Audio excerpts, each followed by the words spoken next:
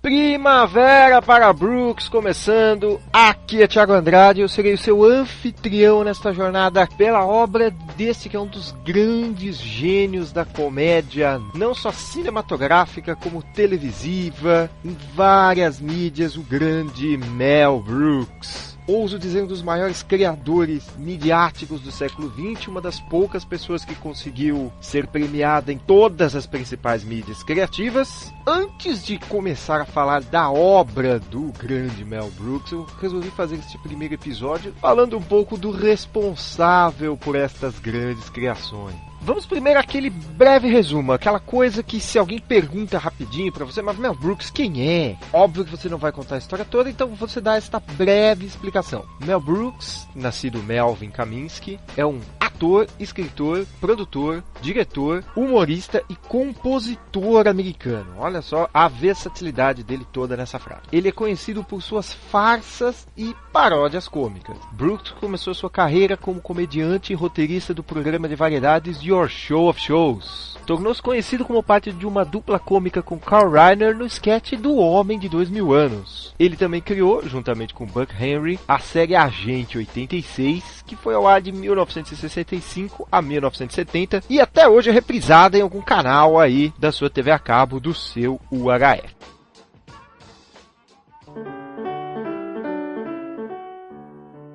Mel Brooks nasceu em 28 de junho de 1926 no Brooklyn, Nova York, filho de Max e Kate Kaminsky. Ele teve 3 irmãos mais velhos, Irving, Lenny e Bernie. O pai de Brooks morreu de falência renal aos 34 anos, quando Mel tinha apenas 2. Segundo Mel Brooks, tenho uma ponta de raiva pela morte do meu pai. Posso estar irritado com Deus, com o mundo, por isso. E tenho certeza que muito da minha comédia se baseia nessa raiva e hostilidade. Crescendo no bairro de Williamsburg, eu aprendi a disfarçá-la com véu de comédia para ficar longe de problemas, como um murro na cara. Quando o pequeno Melvin era um garotinho pequeno e doente, aquele tipo que atrai o bullying dos colegas, tio dele era taxista, levava os porteiros dos teatros da Broadway de volta para casa de graça e como agradecimento de vez em quando o pessoal descolava uns ingressos para ele. Aí aos 9 anos ele foi a uma apresentação, ficou maravilhado com aquilo que viu e falou: eu quero trabalhar no show business, quero trabalhar na Broadway. E assim ele começou, aproveitou que morava perto do grande baterista Buddy Rich, aprendeu a tocar bateria com ele e já aos 14 anos estava ganhando dinheiro com esse talento. Aí depois de se formar no colégio, Brooks estudou psicologia por 1 ano na Brooklyn College. Aí aconteceu uma coisinha chamada Segunda Guerra Mundial, ele foi recrutado para lutar no exército.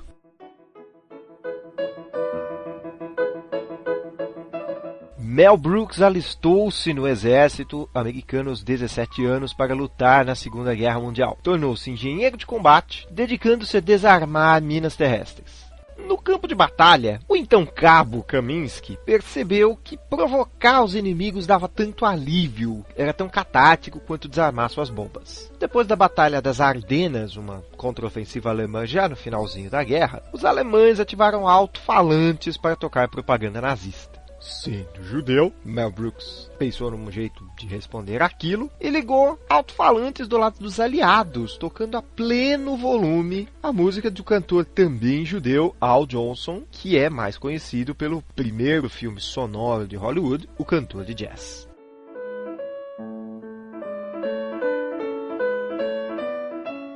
Terminada a guerra, Brooks passou a se apresentar como baterista e pianista em diversos resorts e clubes, ali perto mesmo da Alemanha, na região de Borscht. Nessa época, ele mudou seu nome artístico para Mel Brooks, baseado no nome de solteira da sua mãe, que era Brookman, depois de ser confundido com um trompetista local chamado Max Kaminsky. Aí chegou um dia que um dos comediantes do clube estava doente, não pôde se apresentar, e foi lá, o Brooks pegou o microfone, fazendo aquela coisa, né, aquela animação de plateia, comédia stand-up, uma imitação aqui e ali, e ficou fazendo sucesso ali no circuito local, até que ele foi contratado como chefe de entretenimento num resort. Voltando aos Estados Unidos, ele fez alguns trabalhos no rádio. Em 1949, o comediante Sid Caesar contratou Brooks para escrever piadas para a série The Admiral Broadway Review, da NBC, que ele recebia, que era um dinheirão para a época, $50 por semana. No ano seguinte, o Caesar criou a série de variedade e comédia Your Show of Shows e montou uma grande equipe para escrever. Contratou Carl Reiner, Neil Simon, Danny Simon, Mel Tolkien e, é claro, Mel Brooks. O programa foi um sucesso imediato. Desde então, todos os programas de sketch e variedades que você assistir bebem alguma coisinha dessa fonte. Desde Saturday Night Live, programas de auditório, é daqueles formatos que até hoje é imitado. E foi um sucesso tamanho que praticamente todo mundo que participou dessa mesa de escritores fez depois algum projeto baseado na experiência. O Carl Reiner criou o Dick Van Dyke Show, que mostrava os bastidores de uma série de TV fictícia com os roteiristas, os produtores, e batizou o personagem Buddy Sorrell, interpretado pelo Maury Amsterdam, no Mel Brooks. O filme Um Cara Muito Baratinado, de 1982, esses títulos dos anos 80, que coisa maravilhosa. É inspirado nas experiências do Brooks como escritor do show, sobretudo um encontro com o veterano ator Errol Flynn. Em 1993, Neil Simon escreveu a peça Laughter on the 23rd Floor, também baseada na produção do Show of Shows, e também com um personagem baseado no Mel Brooks, que aqui é o Ira Stone. O Your Show of Shows terminou em 1954, quando uma das grandes comediantes do elenco, a Imogen Coca, resolveu sair para fazer o seu próprio programa. E aí o Sid Caesar resolveu criar o Caesar's Hour, mantendo ali também grande parte do elenco e dos autores, inclusive o Brooks. Esse novo programa ficou no ar até 1957.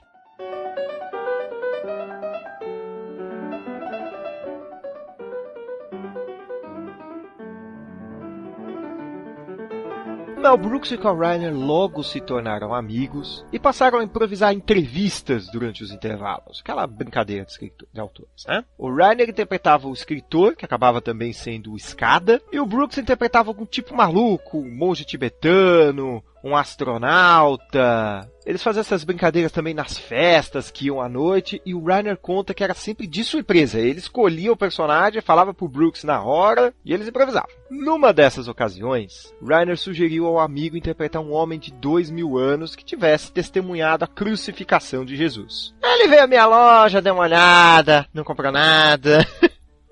Os personagens teriam sido casados centenas de vezes e tinha mais de 42 mil filhos, e nenhum veio me visitar.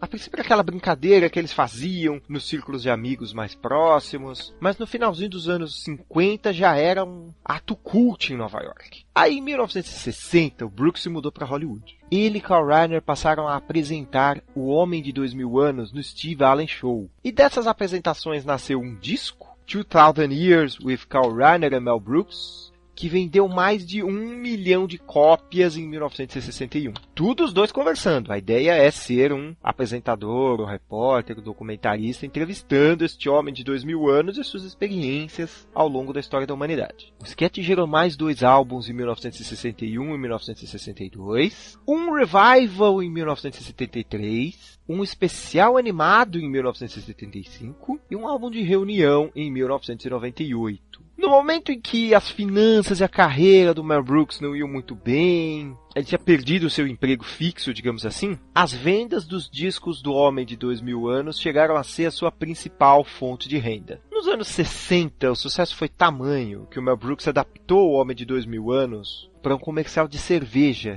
chamado O Cervejeiro de 2500 Anos. Só que ao contrário do Homem de 2000 Anos, que tem um sotaque mais judaico e tudo mais, o cervejeiro falava com forte sotaque alemão e dizia ter estado no cavalo de Troia. Umas 6 latas de ar fresco teriam me feito bem, dizia o personagem.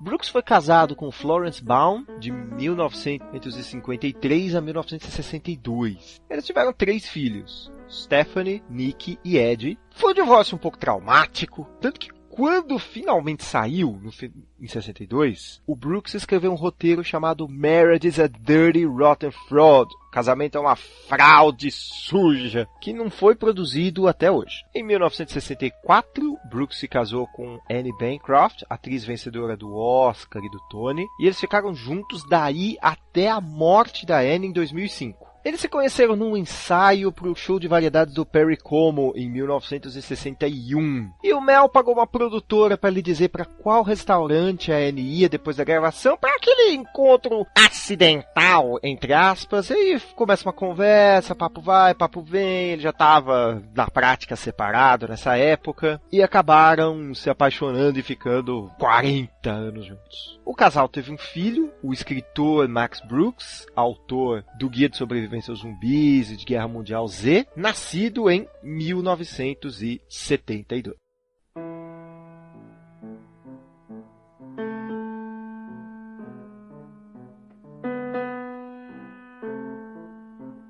Mel Brooks é o cara que foi muito premiado ao longo da sua carreira. Ele é uma das únicas 11 pessoas que conquistaram um EGOT, ou seja, as 4 principais premiações para produções artísticas, o Emmy, o Grammy, o Oscar e o Tony. O primeiro de tudo foi o Emmy de melhor roteiro em show de variedades, em 1967, pelo The Sid Caesar Hour. No ano seguinte, ele já ganhou o seu Oscar de roteiro original, por Primavera para Hitler. Em 1997, 98 e 99, ele ganhou os Emmys de ator convidado em série de comédia por Louco por Você. Em 1998 veio o Grammy de melhor álbum falado de comédia, pelo citado The 2000 Year Old Man in the Year 2000, junto com Carl Reiner. Aí em 2001 ele completou a coleção. Por The Producers ganhou melhor musical, melhor livreto de musical, melhor trilha sonora original, e ainda nesse embalo do sucesso de The Producers, que é uma adaptação musical do seu primeiro filme Primavera para Hitler, ele ganhou os Grammys de melhor vídeo musical longo pelo documentário Recording the Producers, A Musical Romp with Mel Brooks, e de melhor álbum de um show musical. Além do EGOT, que por si só já é um feito impressionante, outras premiações incluem uma homenagem do Kennedy Center em 2009, um prêmio do American Film Institute pelo conjunto da obra em 2013, o prêmio do British Film Institute Fellowship em 2015, a Medalha Nacional das Artes em 2016 e um prêmio do BAFTA em 2017. 3 dos filmes do Mel Brooks entraram na lista de filmes americanos mais engraçados de todos os tempos do American Film Institute.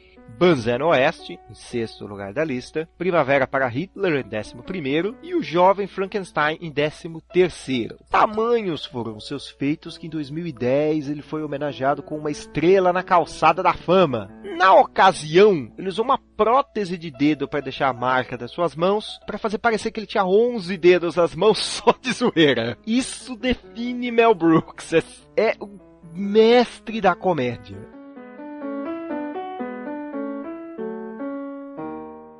Em 1962, Brooks escreveu a história do musical All American, com letras de Lee Adams e música de Charlie Strauss. A peça girava em torno de um professor de engenharia que usa os princípios da matéria para treinar o time de futebol americano da faculdade e estratégias de futebol americano para ensinar engenharia. A peça, baseada no livro Professor Fedorsky, de Robert Louis Taylor, recebeu diversas resenhas negativas e foi exibida por apenas 80 apresentações, mas foi indicada a 2 Tonys.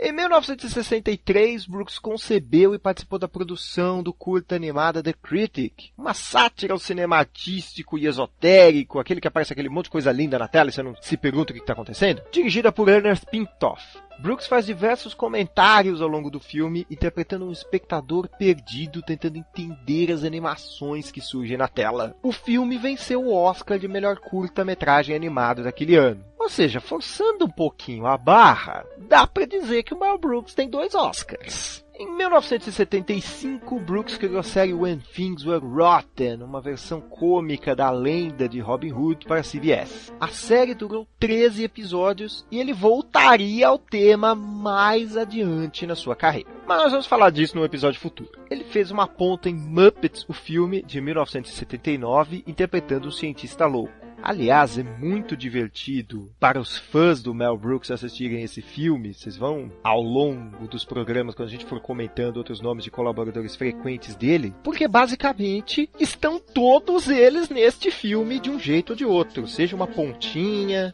uma participação mais longa, junta duas grandes fontes de comédia, né? Mel Brooks e os Muppets, não tem como ficar melhor que isso. Em 1980, Brooks produziu e escreveu os roteiros para O Gorducho, filme dirigido por sua esposa, Anne Bancroft, e estrelada por Dom DeLuise, que é o ator com quem ele mais colaborou ao longo da carreira. Só que se você começa os créditos de um filme com Mel Brooks apresenta, vai todo mundo esperando ver uma comédia. E O Gorducho era um projeto mais dramático.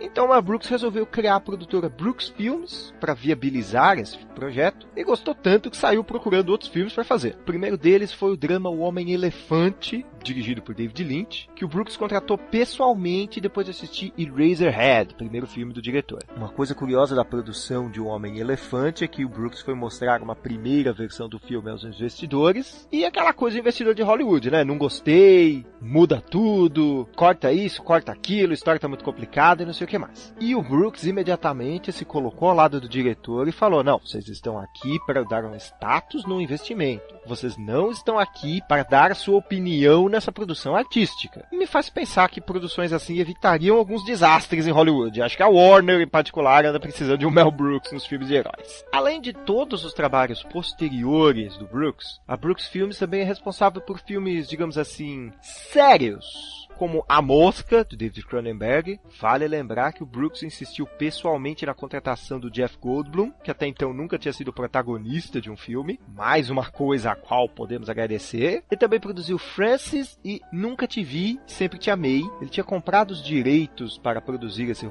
filme meio que como um presente para a esposa e passou muitos anos tentando viabilizar o projeto até finalmente conseguir. Em 1989, Brooks e o coprodutor Alan Spencer criaram a sitcom The Nut House, que trazia outros dois habituês dos filmes do Mel Brooks, Harvey Korman e Cloris Leachman, no elenco. A série foi transmitida pela NBC, só que não teve o sucesso esperado, né? Se você coloca Mel Brooks no nome de uma série, imaginava-se uma audiência maior. Então só 5 dos 11 episódios foram ao ar antes da série ser cancelada. Brooks também fez uma participação em Os Batutinhas, de 1994, interpretando um gerente de banco. Quem assistiu o filme vai lembrar, é aquele gerente para quem as crianças vão, disfarçadas de velhos judeus, pedir dinheiro emprestado para reformar a sede do seu clube. Brooks também protagonizou a comédia ítalo-americana Um Convite Italiano, de 1999. Também pode ser que vocês a encontrem por aí como Com um Parafuso a Menos. O filme saiu no Brasil com os dois nomes. Na história, um herdeiro italiano viaja para os Estados Unidos para encontrar o soldado americano que salvou seu pai na Segunda Guerra. Aquela coisa, né? O último pedido do pai e tudo mais. Aí quando chega nos Estados Unidos, o rapaz descobre que o veterano, interpretado pelo Mel Brooks, está internado num hospício e fazendo de tudo para sair de lá. Mel Brooks dublou o Grande Soldador em Robôs, de 2005. Sabe aquele desenho animado que todo mundo só lembra porque a versão em português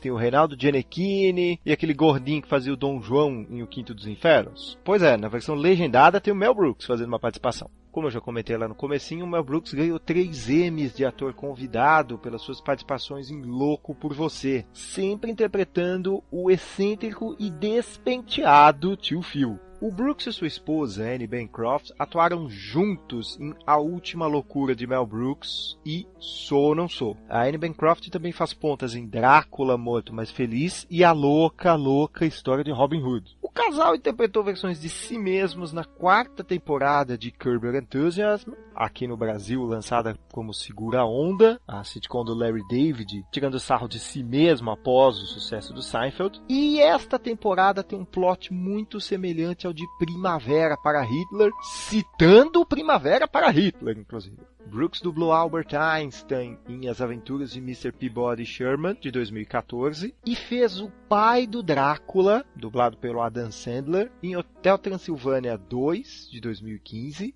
e 3 de 2018. É uma das poucas saídas do elenco, que o elenco original do Hotel Transilvânia é basicamente o Adam Sandler fazendo um desenho animado com o pessoal. Aí ele chamou o Mel Brooks pra fazer uma ponta, né?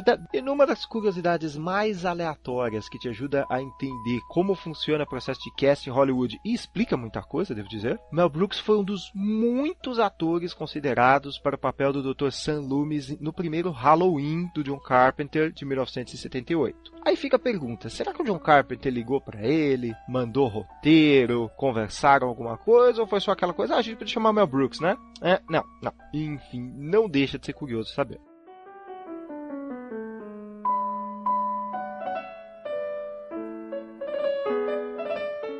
Todo grande diretor de cinema tem aquela coisa da sua entourage, dos atores com quem ele mais gosta de trabalhar. Brinca-se muito do Johnny Depp nos filmes do Tim Burton, do Michael Keane nos filmes do Christopher Nolan, e com Mel Brooks não é diferente. Também teve, ao longo da carreira, vários atores que fizeram diversos filmes com ele. Entre os atores que participaram de pelo menos 3 filmes do Brooks estão Gene Wilder, Dom DeLuise, Madeleine Kahn, Harvey Korman, Cloris Leachman, Ron Carey, Dick Van Patten e Andrés Voutsinas. Desses, como eu já tinha citado, o mais notório é o DeLuise, que apareceu em 6 dos 11 filmes dirigidos por Mel Brooks. Outro colaborador constante que vale a gente destacar é o compositor John Morris, que fez as trilhas sonoras dos 9 primeiros filmes do Mel Brooks, além de Sou ou Não Sou, que não é exatamente o filme dele, mais sobre isso em breve no respectivo episódio, sendo substituído por Honeyman somente em A Louca, Louca História de Robin Hood e Drácula, Morto Mas Feliz. E foi isso, esta foi a nossa breve biografia, apresentando a vocês um dos grandes comediantes, grandes cineastas, dá pra dizer, do século XX, Mel Brooks. Mas faltou a gente falar dos filmes dele, né? Vamos fazer isso no respectivo episódio, mas é legal falar quais são, até se vocês já quiserem procurar, ter uma ideia, ir assistindo para conhecer a obra desse diretor. Então vamos lá. O primeiro filme dele foi Primavera para Hitler, de 1968. Em 1970 tivemos Banzé na Rússia. Em 1974, Banzé no Oeste e o Jovem Frankenstein. Em 1976, A Última Loucura de Mel Brooks. Em 1977, Alta Ansiedade. Em 1981, A História do Mundo, parte 1. Aqui um filme que não é dirigido pelo Mel Brooks, apesar que já vi muita gente confundir. Na época das locadoras já vi até esse filme na prateleira de Mel Brooks, na locadora. Mas nós vamos comentar mesmo assim, porque eu acho que vale. Em 1983, Sou ou Não Sou. Em 1987 ele fez Spaceballs, lançado por aqui como SOS, Tem um Louco Solto no Espaço. O pessoal conhece muito pelo título original. Em 1991, Que Droga de Vida. Em 1993, A Louca, Louca História de Robin Hood. O último filme dirigido pelo Mel Brooks é de 1995, Drácula, Morto Mas Feliz. E também não dirigido por ele, mas que também vai receber uma análise nossa aqui. Em 1999, Um Convite Italiano. Então é isso, gente. Temos aí 14 filmes dirigidos ou estrelados pelo Mel Brooks para que nós vamos resenhar